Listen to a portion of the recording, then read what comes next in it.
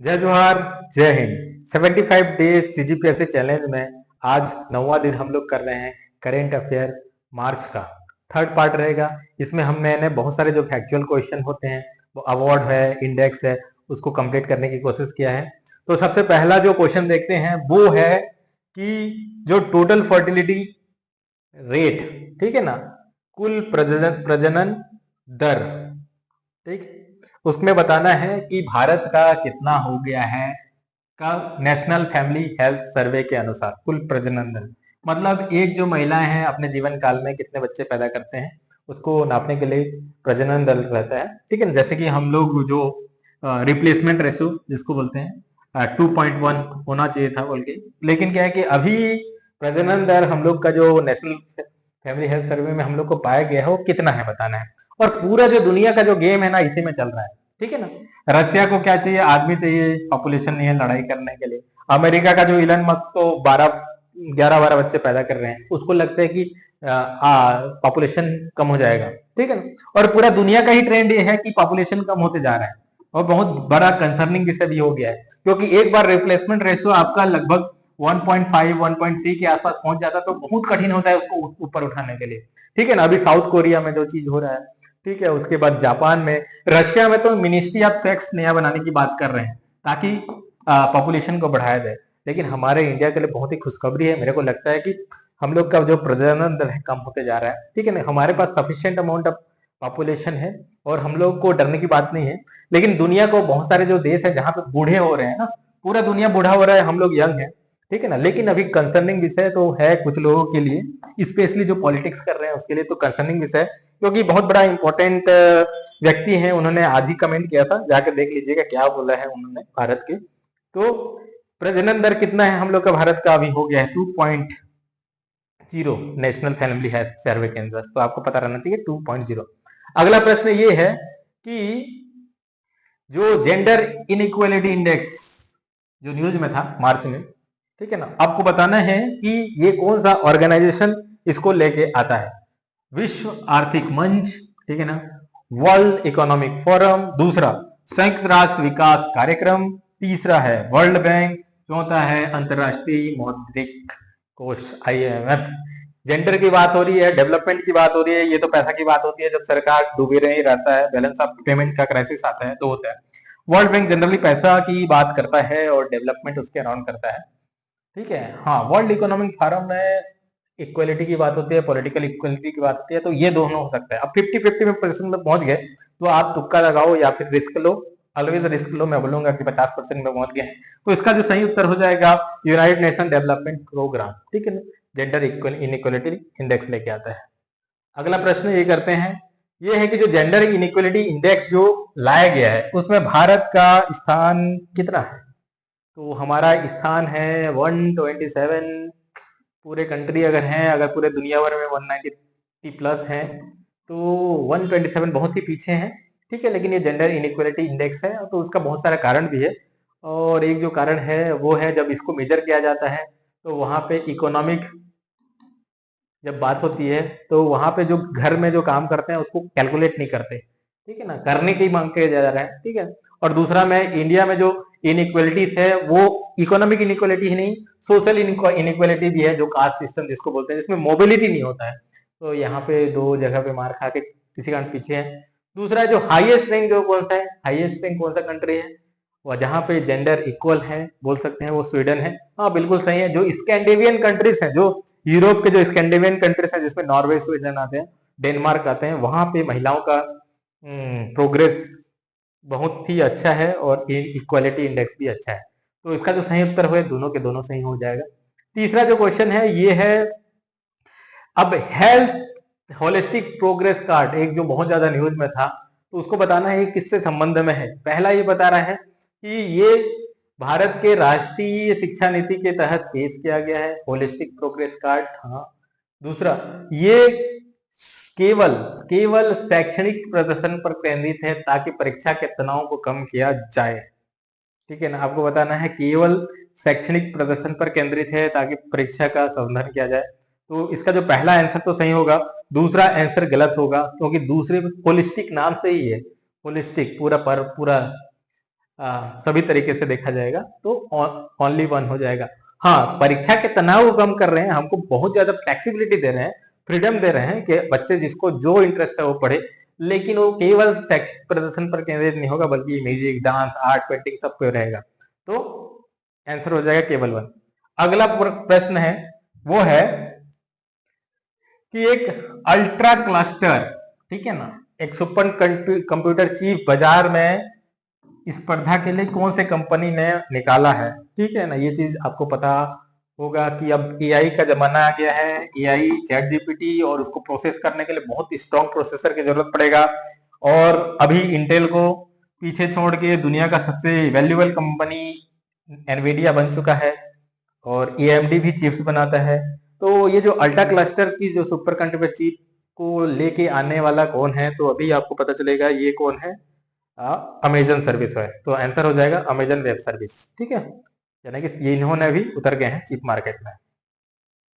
और chip market में अगर सोचा जाए तो सबसे ज्यादा मोनोपोली कौन करके बैठा है, ताइवान, जिसको डायरेक्टली इनडायरेक्टली रूप से चाइना कंट्रोल करता है। मतलब दुनिया का जो चिप है वो किसके कंट्रोल में है अभी फिलहाल के लिए, चाइना। इसी कारण चाइना क्या है, जियो पॉलिटिकली बहुत ज्यादा इंपॉर्टेंट हो गया है, अमेरिका को भी चैलेंज कर रहा है। अब ये बताना है कि भारत में स्टेनलेस स्टील क्षेत्र में, चलो स्टेनलेस स्टील क्या होता है, स्टील का एक टाइप होता है, ठीक है ना, उसमें क्रोमियम रहता है, निकेल रहता है, और जंग नहीं लगता, और स्ट्रेंथ भी रहता है।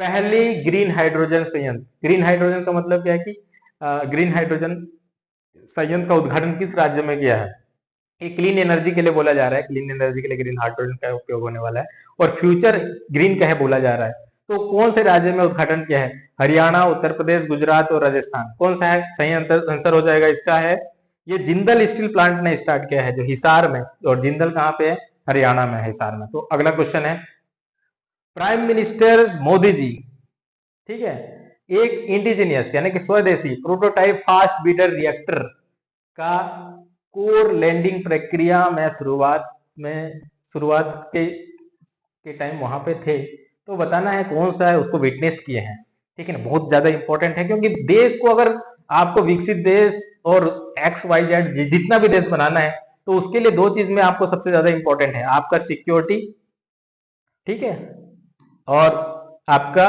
पॉलिसी, मतलब आपका आइडियोलॉजी, तो इंपॉर्टेंट है। चलो इसमें तो हम लोग डेमोक्रेसी है तो है। सिक्योरिटी में भी दो इंपॉर्टेंट हो जाता है, एक है आपका डिफेंस वाला, यानी कि उसमें आपका टेक्नोलॉजी आ जाएगा, और दूसरा में आपका होगा एनर्जी। और जब तक ये एनर्जी सिक्योर नहीं होंगे तो हम लोग विकसित देश नहीं बन पाएंगे। और एनर्जी सिक्योर करने के लिए हम लोग का जो बाबा जो होमी जहांगीर बाबा है, न्यूक्लियर रिएक्टर जो है ना, 3 स्टेज प्रोग्राम बनाए, ये तीसरा स्टेज में हम लोग क्या करने वाले हैं, थोरियम का यूज करने वाले हैं। और थोरियम क्या होता है, दुनिया का सबसे ज्यादा अगर किसी के पास है तो थोरियम हमारे पास है। तो इससे हम लोग एनर्जी सिक्योर हो जाएंगे, क्योंकि अभी हम लोग एनर्जी के लिए, ऑयल के लिए बेसिकली 80 to 90% पूरा गल्फ और बाहर से डिपेंडेंट है। जब तक इसमें जब तक हम लोग इसमें मतलब खुद का आत्मनिर्भर नहीं बनेंगे, तो ये पूरा प्रोसेस टाइम लग जाएगा। तो ये कौन सा जगह है जहां पे हम लोग ने, मोदी जी ने वो किया था, विटनेस किया है, तो ये जो जगह है वो है कलपक्कम, तमिलनाडु। यहाँ पे न्यूक्लियर प्लांट है, ठीक है। तारापुर में भी न्यूक्लियर प्लांट है, कैगा में भी है, और नरोरा में भी है। तो आपको ये एमसीक्यू क्वेश्चन, जीके टाइप का क्वेश्चन आ सकता है, याद रखना, सबके सब इंपॉर्टेंट है, ठीक है। अगला क्वेश्चन है कि जो माजुली, एक माजुली पांडुलिपि चित्रकला किस राज्य से जुड़ा हुआ है। माजुली आपको पता होगा, माजुली क्या है, कौन से राज्य से जुड़ा हुआ है, समाचार में था। तो ये जो माजुली है एक आइलैंड है, एक सबसे बड़ा आइलैंड है, इंलैंड आइलैंड है, इसके लिए फेमस है, और सबसे बड़ा डिस्ट्रिक्ट में से भी एक आता है। और ये क्या है, ब्रह्मपुत्र, ठीक है ना, इधर से उधर ब्रह्मपुत्र के बीच में ये आइलैंड बना हुआ है। और ब्रह्मपुत्र कहाँ पे बहता है, नॉर्थ ईस्ट में बहता है। और नॉर्थ ईस्ट के कौन से जगह में ये मोजुली आइलैंड है, तो उसका जो सही उत्तर है असम में है, मणिपुर, त्रिपुरा, मिजोरम में नहीं है, ठीक है। तो आंसर क्या हो जाएगा, असम हो जाएगा। तो सही उत्तर है असम। अगला प्रश्न है वो है कि भारत का पहला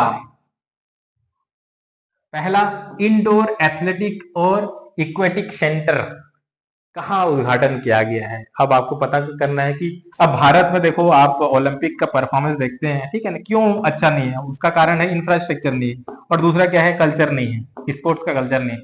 ये दोनों इंफ्रास्ट्रक्चर और कल्चर बनाने के लिए एक गवर्नमेंट बहुत ज्यादा फोकस है। उस गवर्नमेंट का नाम क्या है, तो आपको पता चल जाएगा, आंसर पता चल जाएगा। तो पहला जो इंडोर एथलेटिक एंड एक्वाटिक जो सेंटर जो बनाया है वो कौन बना रहा है, ओडिशा भुवनेश्वर में। ठीक है, अगला क्वेश्चन है कि स्टार्टअप महाकुंभ कहाँ पे ऑर्गेनाइज किया था। आप पता है नया कल्चर बन रहा है स्टार्टअप का, जिसमें रोजगार लेने से ज्यादा देने के ऊपर जोर दिया रहा है।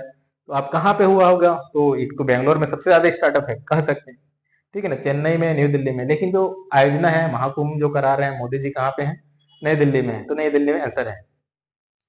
अगला प्रश्न है, ये है वर्ल्ड हैप्पीनेस रिपोर्ट 2024, ये रिलीज हुआ था, उसमें भारत का रैंक क्या है। अब क्या है कि जब हम लोग देखते हैं कि डेवलपमेंट का अलग अलग अवधारणा है, और कई जने के लिए कि अच्छा हेल्थ, अच्छा एजुकेशन और अच्छा पैसा, ये तीनों मिला के ह्यूमन डेवलपमेंट इंडेक्स निकलता है। लेकिन क्या है कि जो भूटान है वो हैप्पीनेस इंडेक्स भी निकाला है, ठीक है ना, कि आपके पास रहे ना रहे, आप कैसा फील कर रहे हो, कितना खुशी फील कर रहे हो, उसके हिसाब से हैप्पीनेस इंडेक्स निकलता है। तो भारत का रैंक कितना है, भारत का रैंक बहुत पुराना, बहुत पुअर है यहाँ पे भी क्वेश्चन। तो आंसर हो जाएगा 126वां रैंक।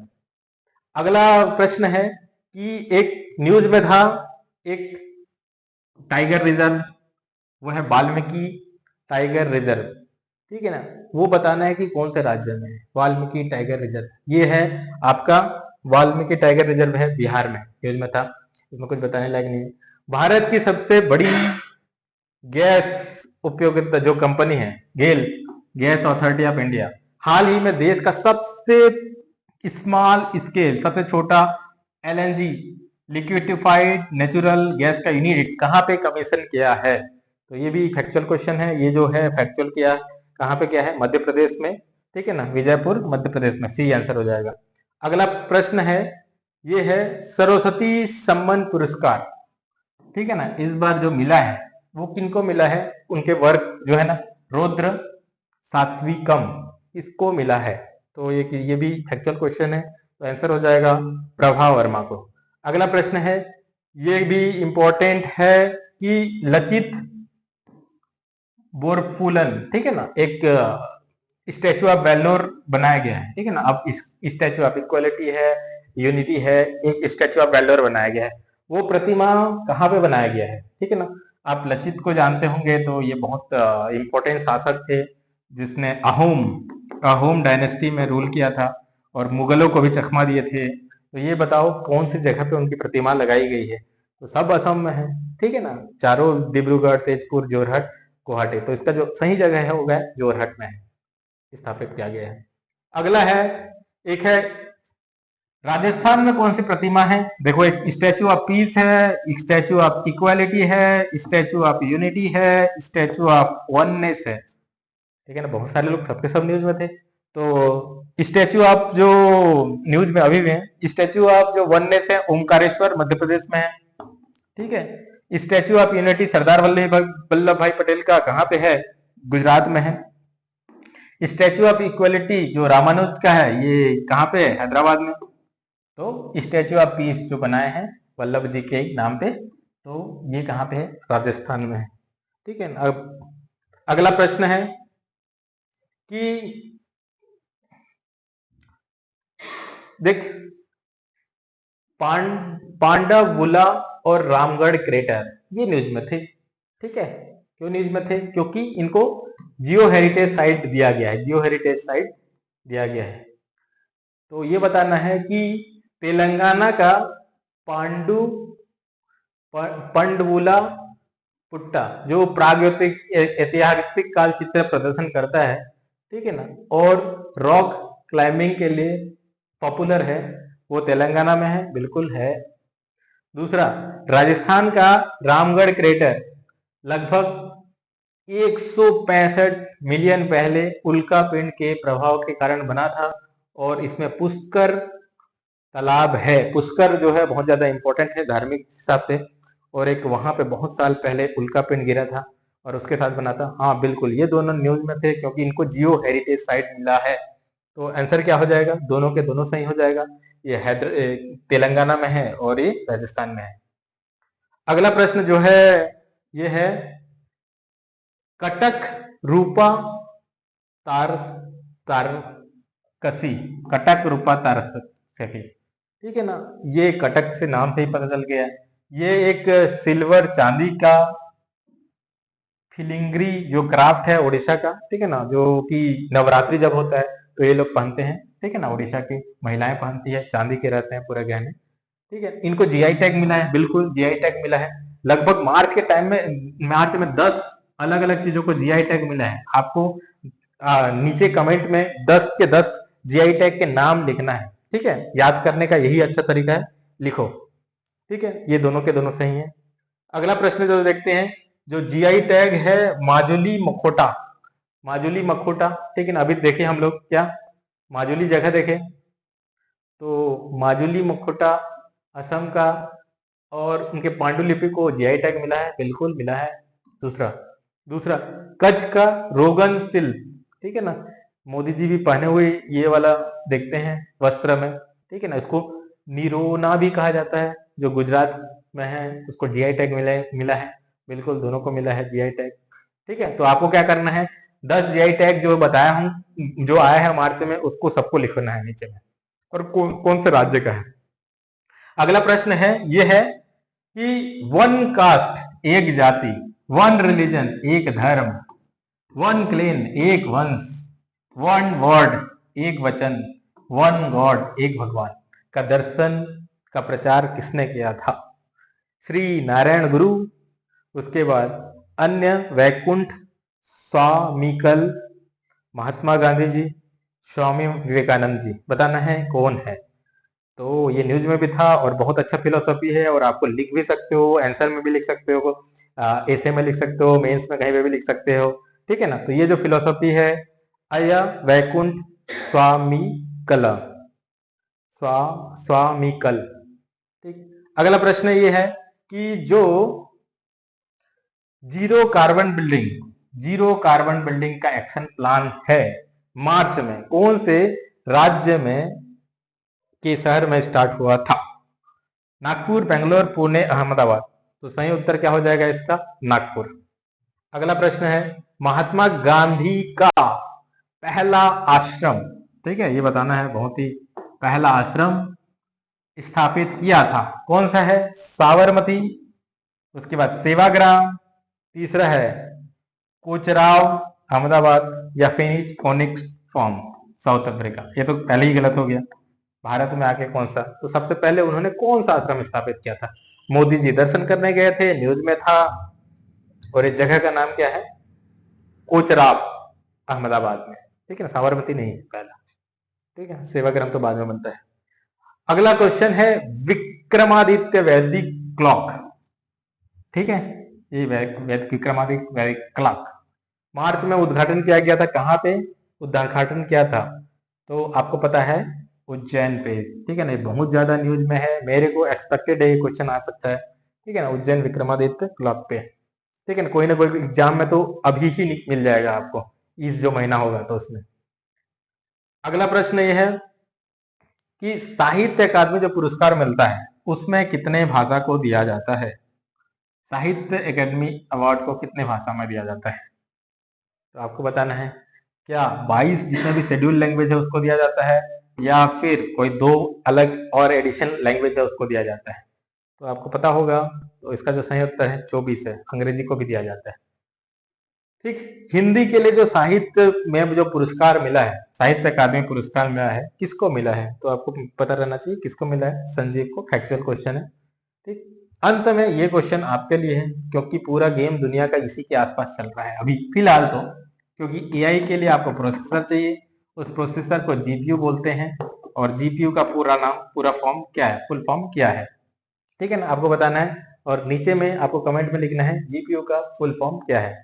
तो इस तरह से हम लोग ने पूरे मार्च का 3 दिन में पूरा करंट अफेयर कंप्लीट किया, जो इंपॉर्टेंट, जो स्टैटिक से लिंक है, और ऐसा जो क्वेश्चन जो क्या है कि आपका अंडरस्टैंडिंग बढ़ा सकता है और वो दिमाग में रखने लायक है, उसको मैंने पूरा 3 दिन के क्लास में कंप्लीट कर दिया। तो जय हिंद, जय भारत।